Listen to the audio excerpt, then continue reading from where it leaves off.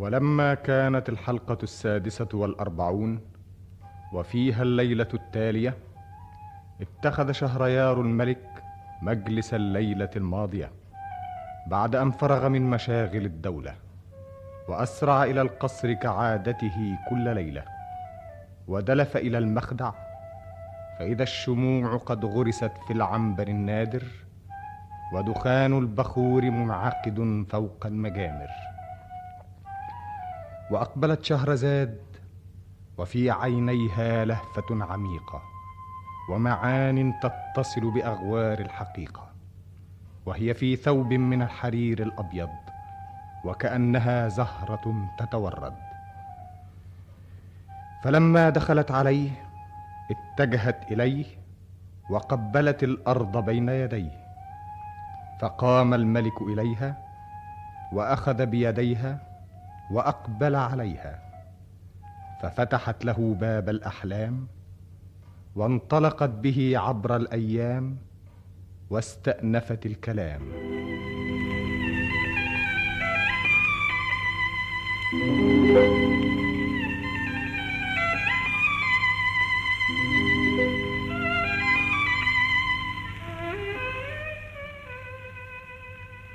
بلغني أيها الملك السعيد ذو الرأي الرشيد أن حيل الدليلة أصبحت حديث أهل المدينة، وفي كل يوم تصبحهم بمكيدة وتمسيهم بحيلة جديدة، وتناقل الناس أنباءها وتواصفوا دهاءها وتذاكروا حيلها الغريبة وأخبارها العجيبة. وصارت الدليلة المحتالة أسطورة تروى وحكاية تحكى، فهي تخرج الحية من وكرها كما تخرج المحجبة من خدرها، وتروع الحضر والمدر وتلعب بالبيضة والحجر. وسقط في حبائلها الشطار كما سقط الأغرار، وبدت للسلطان الهزيمة أمام هذه الشاطرة اللئيمة، فغضب السلطان عنجر وبرتم وبربر وشقشق وأهدر، وصار مثل البعير له شقشقة وهدير. وأمر بعقد الديوان وجمع المشاديد والجدعان، فأقبلوا من كل مكان، وعلى رأسهم أحمد الدنف وحسن شومان، وانعقد الديوان في قصر السلطان. وبنتها زينب دي رخرة كاينة. انت سمعت على اخر مقلب؟ دي طلعت المقدم من هدومه. كل ما افتكر المزين والحمار. معلش يا زهر.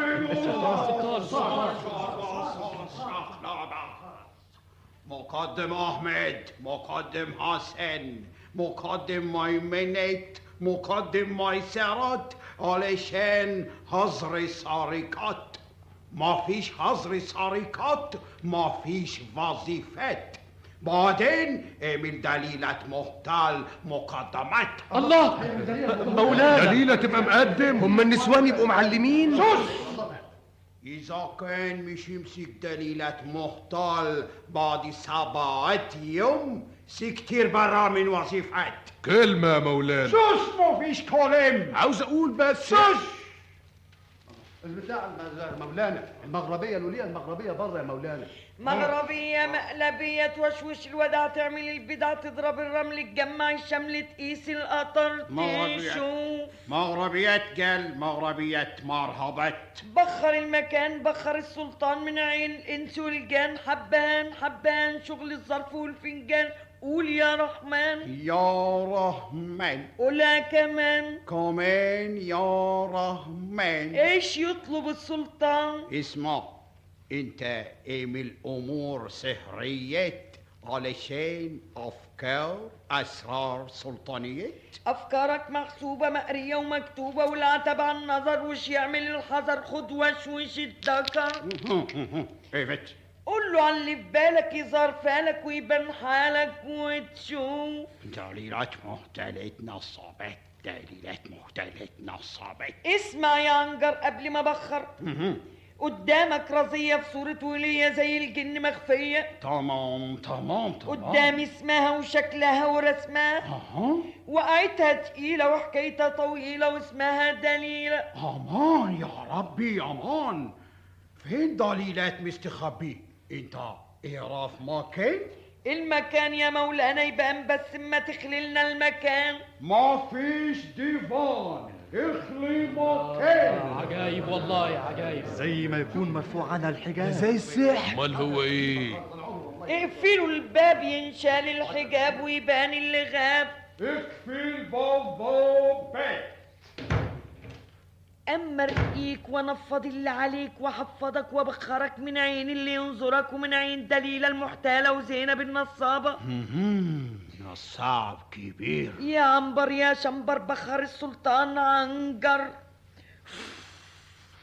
أبخر وسخر وأقدم وأخر، أبخر وسخر وأقدم وأخر، أبخر وسخر وأقدم وأخر. في ريحات دخانات يدور دماغ.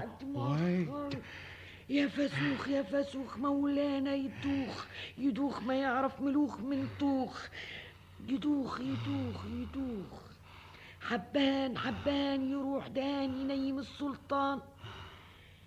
ينام ينام يحلم أحلام ويشوف أوهام. نام نام نام.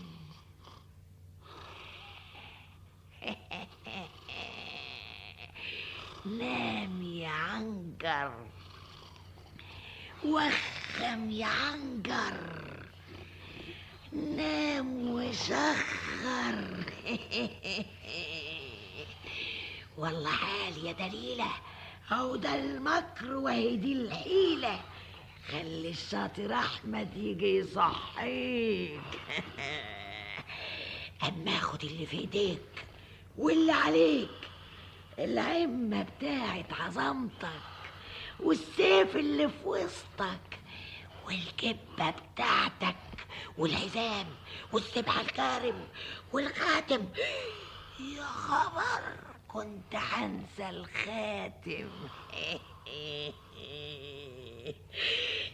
دي حكاية تنكتب في الدفاتر.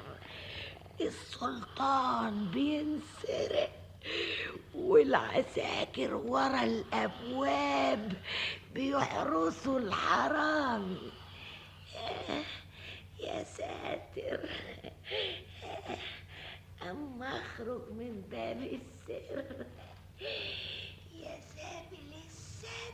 الولية المغربية غابت جوه. هي ولا هو؟ غابت جوه مع السلطان. على بال ما تحضر الجان. مش معقول يقعدوا لغاية دلوقتي.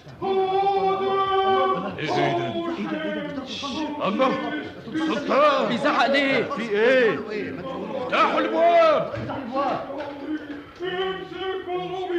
الله مولانا مولانا حريان.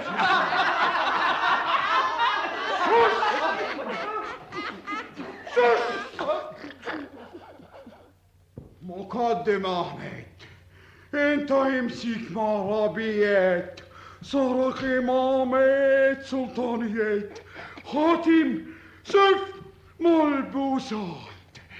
اذا كان مش يمسك مغربيات هنا اقتارك بدر.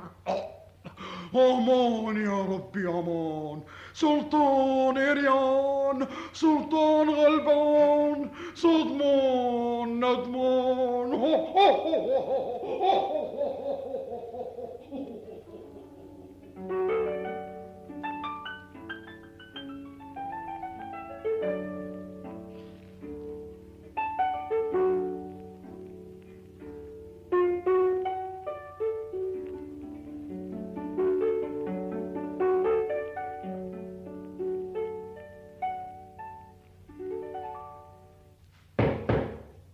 استنى عندك، ما تفتحش يا حنيشة. افتح الباب يا حنيشة، انا عارف دي خبطة مين. مين ده الحاوي اللي هيمسك الحية. افتح الباب يا حنيشة. معلمي علي انا ساعة ما جاني كتف الجمل جيت بالعجل. قد الأولى يا بطل. انت وغشتلي عقلي. مالك يا معلمي؟ في ايه؟ قول لي. فيك الخير يا علي. اذا كان سبع من ديله اجيبهولك، واذا كان العنتيل من شنب اسحبهولك، واذا كان جني احنا جن الجن. امال حد يقدر يطرف عين المعلم بتاعي؟ ده انا احلق شنبي واقطع دراعي. انا مش عاوز حد يتدخل، سيبوني عليه. بس قولولي اسمه ايه؟ مش قادر اقول لك يا علي. ليه يا معلمي؟ كبير قوي الراجل ده؟ يا ريته كان راجل. امال هو ايه؟